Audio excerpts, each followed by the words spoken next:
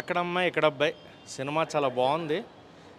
First half చాలా చాలా బాగుంటుంది. సెకండ్ హాఫ్ కొంచెం ల్యాగ్ ఉంది. అండ్ సాంగ్స్ సినిమాకి మెయిన్ నెగిటివ్ ఏదైనా ఉందంటే సాంగ్స్ బెటర్. వాళ్ళు రియలైజ్ అయ్యి సాంగ్స్ తీసేసి ఓన్లీ సినిమా కంటెంట్ పెట్టుకుంటే ఖచ్చితంగా బ్లాక్ బస్టర్ హిట్ అనమాట సినిమా. అండ్ సత్య గారిది, గెటప్ సీన్ గారిది ఫస్ట్ హాఫ్లో కామెడీ అయితే పగిలిపోతుంటుంది నవ్వే వాళ్ళకి.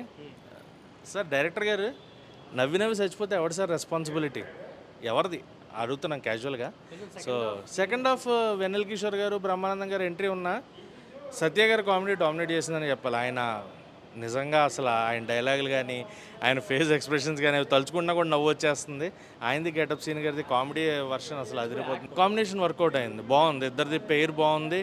And Deepika on screen looks చాలా ప్లెజెంట్గా ఉంది. అంటే ఫ్రెష్ లుక్, ఫ్రెష్ ఫీల్ వచ్చిందనమాట చూస్తుంటే.